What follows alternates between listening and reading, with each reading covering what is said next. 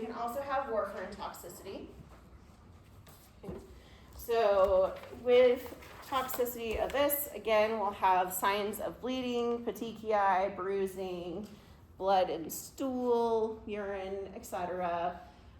GI bleeds, severe headache, and dizziness is also another big sign with this. So if they're starting to feel dizzy and have a headache all the time, that's a good indicator that we need to check what their warfarin levels are.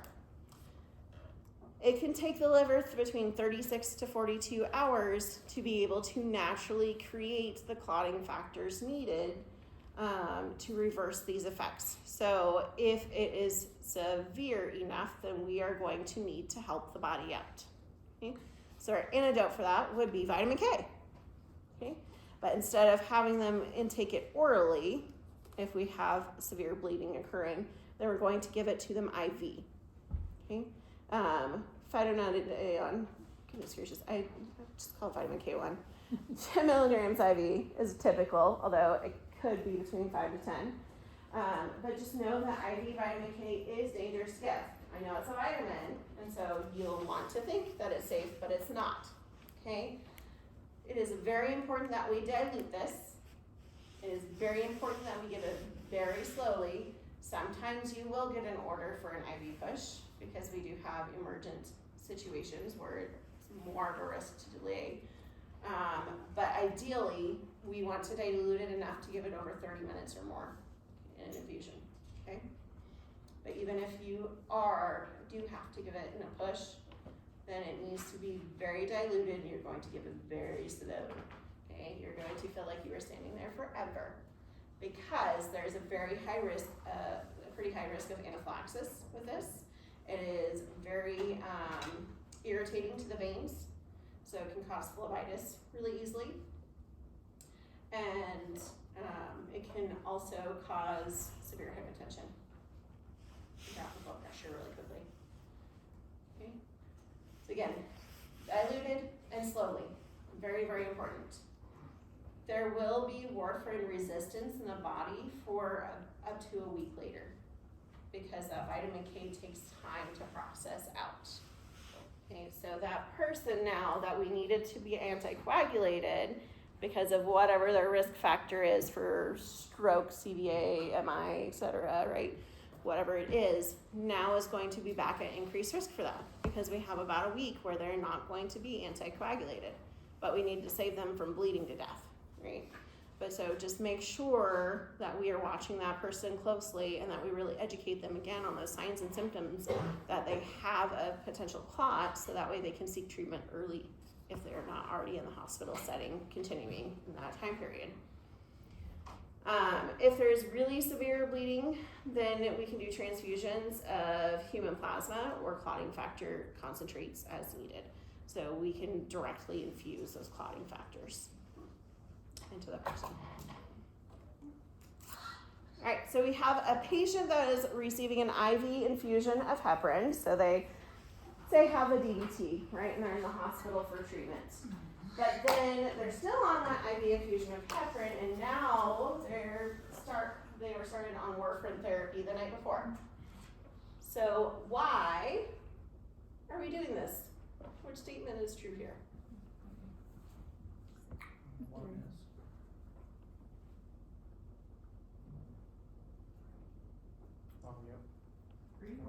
Three. Yeah. Good. Yeah, so the heparin will provide anticoagulation until the heparin can take or until the warfarin can take effect. Is that what you call like a bridge? Yes, that's exactly what we call a bridge. So we bridge the therapy because we want to keep that anticoagulant effect going while it takes time for that oral anticoagulant to be able to kick in. Good.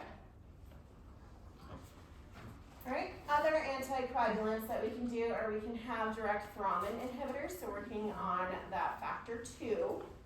The dabigatran, the Pradaxa PO is kind of that's the most common one that I see used within there.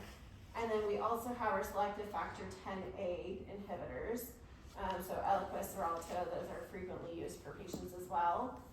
I'm not going to go super into depth with these, but because since they are selective and they only work on one of these, they are a little bit safer for the patient as far as we don't have as many dietary considerations, we don't have to do continuous lab monitoring for these patients.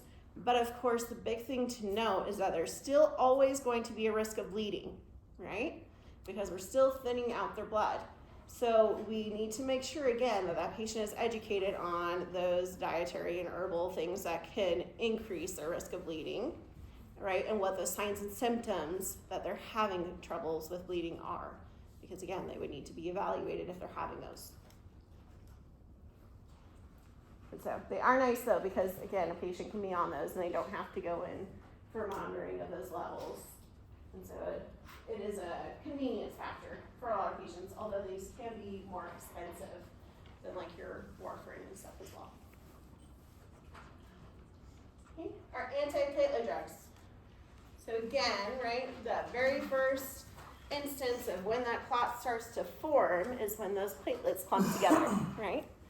So first we'll talk about aspirin, which that causes irreversible inhibition of COX, okay, the cyclooxygenase, right? So ending is ACE, so what is that? Enzyme, good. That activates platelets, okay, so it decreases the platelet activation by inhibiting that for the whole life cycle of the platelet. Platelets live for about 8 to 10 days, okay? So once that has gone through, if the person doesn't continue taking aspirin, then they no longer have those effects. That's why we tell people when they're having surgery not to take aspirin for like the 10 days beforehand, right? So think about that timing. So what this is doing is making it so that those, again, are not sticky, okay? So they're not going to be sticky to clump together. Makes them more smooth. And then our clopidogrel, our Covix, so that works on the adenosine diphosphate receptor, and so it's called the ADP receptor antagonist, or you'll also hear it called a P2Y12 inhibitor.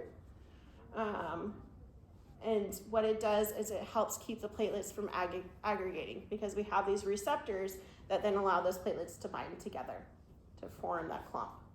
Okay? This prevents them from going together.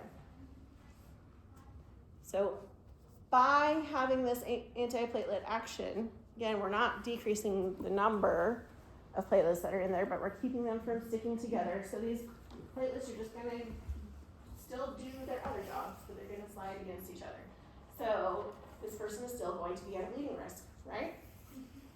Okay, and how much so is going to be dependent on dosage.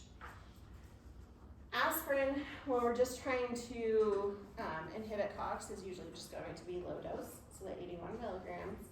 But we will see people that are on aspirin for higher doses for so some autoimmune things, especially when we talk about bone stuff later on. So just know that, of course, that effect is going to be increased if they're taking higher dosages for those other things.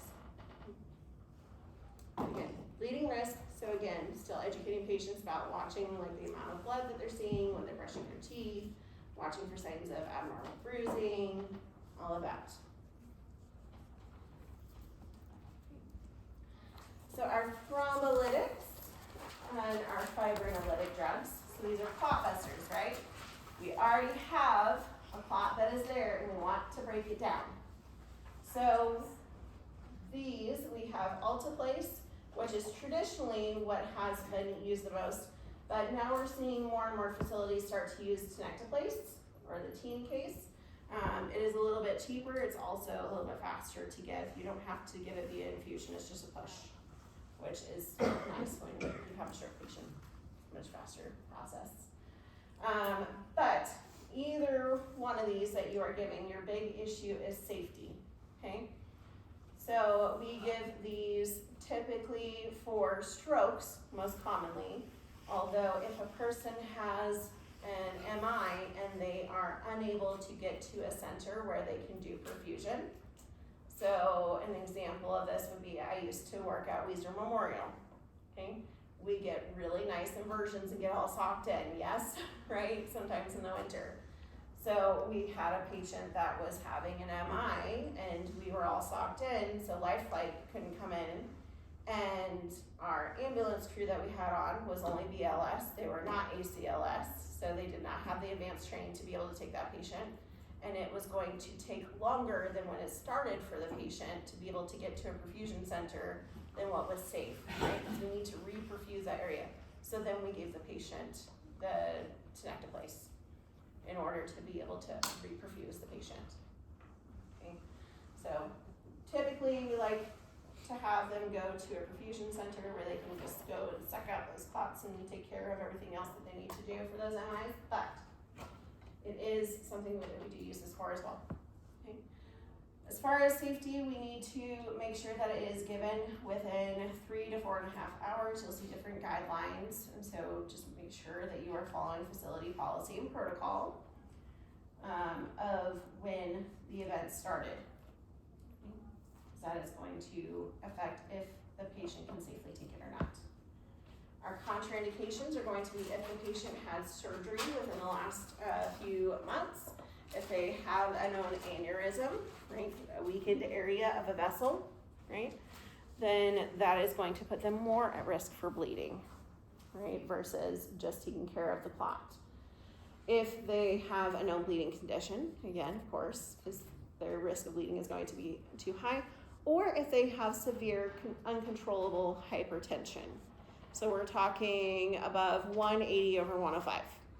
Okay, we want their blood pressure to be below that, both their systolic and their diastolic, or it is not safe to give these.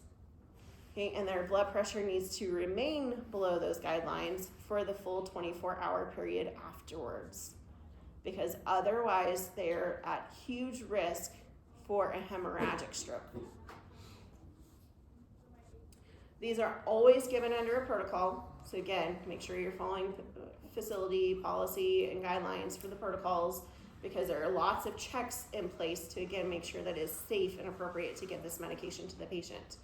Your provider is going to be on standby, so they need to be present. This is not something where in some of those facilities, they don't always have a doctor on site. They cannot give it if their doctor is not there, and that is not safe. And there always has to be 2 RN verification again for this. And because the blood pressure is so important, what else are we gonna be doing? Every 15 minutes. Every 15 minutes, right? Because again, if that blood pressure goes up too high, we're putting that patient at risk of a hemorrhagic stroke. How do you guys deal with patients who had an aneurysm and then had a stroke? My mom had a brain aneurysm and then had 2 strokes on my flight, but I never asked how they deal with it because you don't want to do that. We do not want to do this. So they, just like they go in through vessels for an MI to be able to suck out clots and do stents and everything, we can do the same thing in the brain. You could do it on life flight? They can't do it on life flight, so Okay. they've got to hold that Immediately. as fast as they can to get to a center where they can do that. Okay. Yes, because we do not want to give it these if there is an aneurysm. It is too unsafe. Okay. Yeah. So again, the 2-arm verification, MD on standby, watching blood pressure very carefully. And what else will we be watching? Because again, we're mostly giving this for strokes. Neuro? Yeah, right? We're going to be doing very frequent neuro checks with this as well. We're going to start out with every 15 minutes, and we're going to work our way out as we get further along in the process. Because again, we want to know if that stroke that was an embolic stroke is now a hemorrhagic stroke. Right? So we need to watch for worsening effects and hopefully see a therapeutic response instead. Some of these medicines that we went over like yesterday and today are mostly given in the ICU.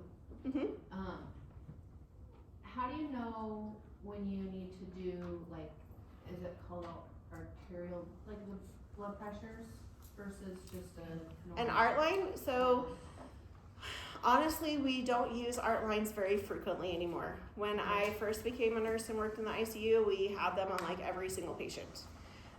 That is contraindicated now because it is, of course, a huge bleeding risk. If people don't use it safely, you can get an air embolus, and you can also, if you get any air in your line, there's just a lot of things that can go wrong with that. And of course, it's a higher infection risk as well. So we don't use art lines routinely anymore. The main place that art lines are used is for like cardiothoracic surgeries, where they are more at risk for having variations with things like that. Because it's, I mean, yes, I can have an art line and I can see minute by minute blood pressures, but I can also still have a blood pressure cuff on a patient and take it every 15 minutes or even every 5 if something is going on and I want to check it sooner, right? Or even every 2 minutes. Been there, done that as well. So, I mean, yes, it's annoying for the patient, but annoying and safe is better than the alternative, right? So we don't use art lines very often anymore. And do you ever have to, if you're checking it frequently, do you have to like alternate? Of arms? course, yes. So you would have a cup on both sides and then. Yeah, you just move it. Because if you're having a patient like this, you are in that room minimum of every hour, right? Which you should be in your patient's room every hour anyways, because you need to be checking on your patients, right? To know if there's something going wrong. All right, so our nursing interventions, any of these things that can cause increased bleeding. Again, we need to assess our patient history. We need to know what medications they're taking because we need to know, of course, if we have an increased risk by something else being given. And again, that also includes our herbal and our supplements, right? Not just prescriptions. We need to know their allergies, contraindications if their baseline vital signs are off, so especially like that hypertension, right? Laboratory values, again, if we already have thrombocytopenia, right? Some of these are definitely going to be contraindicated. Potential drug interactions, we need to watch for that, and then a history of any of those abnormal bleeding conditions. Make sure you monitor their IV sites for bleeding, redness, and pain. It is not uncommon when we're doing therapeutic treatments to see that there is some oozing around an IV site, okay? Just apply pressure, redress, all of that. Where we become concerned is based upon amount, right? Because if you have an open hole, there is going to be some bleeding if we're thinning out that person's blood. But make sure that you're watching it so you can assess for changes in levels. Monitor again for bleeding from gums, so as you're doing oral care, helping your patient or removing things to them for oral care, depending on what their level of independence is there. Watch those mucous membranes, like the nose, injection sites, all of those things, right? We're looking for signs of abnormal bleeding or bruising.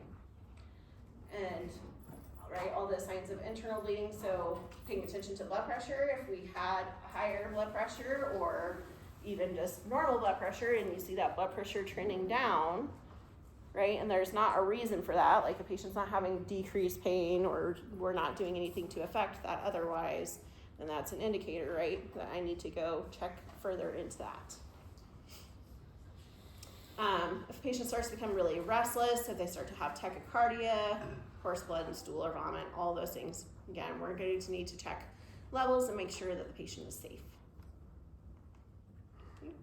Patient education, again, we're going to talk about the importance of regular laboratory testing for those ones that require it, the signs of abnormal bleeding, measures to prevent bruising, bleeding, and tissue injuries. So we're going to tell them to use soft toothbrushes. We're going to tell them to pay attention if they know that there's this furniture in their house that they always hit their hip on as they walk by, right? Then we're going to tell them, well, you should probably move that, or we need to add some padding to things. But anything that they can do to help prevent that bleeding and bruising, all that. If they are, especially on the ones that require us to check levels, but really any of these consistently, we would like them to wear a medical alert bracelet or medical alert jewelry, because we need to know, right? Because otherwise, if we don't know that the patient is on these, they come in and they're unresponsive and unable to tell us, then we think there's something else that is causing their bleeding risk. Again, if they're taking warfarin, then we need to avoid or control the levels of foods that are high in vitamin K, and then make sure that they are consulting a physician, either their physician or at least talking to a pharmacist within the store, right, before taking any other drugs, over-the-counter products, including, again, those herbs and supplements, right? Because, again, those drug interaction possibilities are very high when we're talking about things that help thin out the blood. Okay. So during administration of alteplase, the patient's IV site starts to ooze blood around the catheter. Which action by the nurse is most appropriate?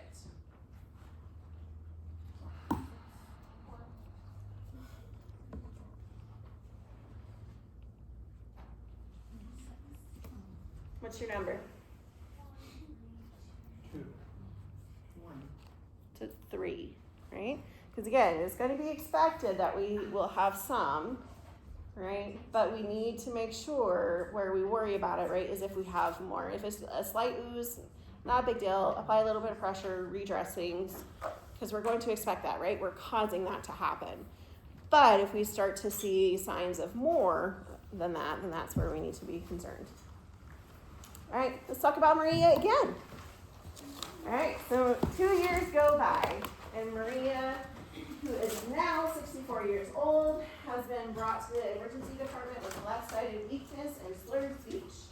She has been taken for a CT, which has ruled out a hemorrhagic stroke, because we're not going to see an ischemic stroke unless it's older, okay? We're not going to see a crash, but we will see if there's bleed immediately. And her symptoms started about an hour ago. Her blood pressure is 152/86, and the provider has determined that she is a candidate for alteplase, and she has consented to it. This does require consent, by the way, just because it is such a potentially dangerous drug. The patient needs to have informed consent with this. So, why do we care about her blood pressure? Because it has to be below the 180/110. Yeah. So, initial 180/110, but during the infusion and throughout, and the 24 hours after, it has to be below the 180/105. So mostly we just stick to that number anyways, because I don't want to give it and then immediately have to be giving another drug to bring it down, right? I want to control that beforehand to reduce that risk. So the dosing is, yes, I'm making you do math, 0.9 milligrams per kilogram. It is not to exceed 90 milligrams total. 10% of the total dose is administered IV bolus over 1 minute, and the rest will be infused over the next hour. She weighs 198 pounds. Let's find our total dose and then how much will be given in the bolus.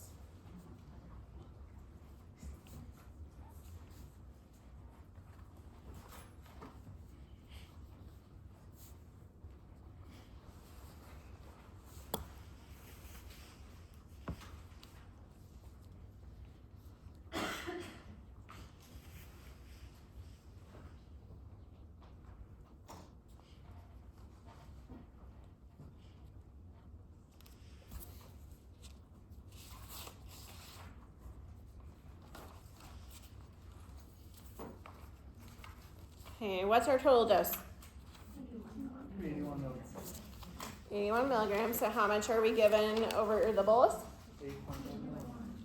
Yeah, which really we're just going to say 8 milligrams, right? Because it's hard to grab that 0.1 on there if we're having that much more. And then we would give the rest over that next hour. So what monitoring assessments do we need to do? Vital signs how often? Good. What else? Neurocheck Mm-hmm. every 15. Yeah, neurochecks every 15. Yep. And what are we watching for as we go and assess her? Every 15 minutes with those neurochecks. Bruising, bleeding gums, Right? blood in the vomit. Yep. Any of those signs that we are starting to have massive bleeding, right? Good. Okay. So now she has recovered from her stroke and she's heading home. And she has a prescription for warfarin. The provider lets her know that she needs to be seen in the clinic in a week for medication monitoring and adjustment. What kind of monitoring is required and what is our goal? PTI Mm-hmm. 2.5 to 3. 2 to 3.5. Oh. 2 to 3.5. Yes, you're close. Wait, what's 2 to 3.5? Our INR. Do we need to know the PTT? Like how long? Under I 40 don't expect you seconds to know or anything? PTT because that's going to vary depending upon the condition that we're treating. I do expect you to know INR. Because that is one that's always the same anytime we're given warfarin versus heparin's going to be a little different. Can you just say that number again then for INR? 2 to 3.5. What education do we need to give her?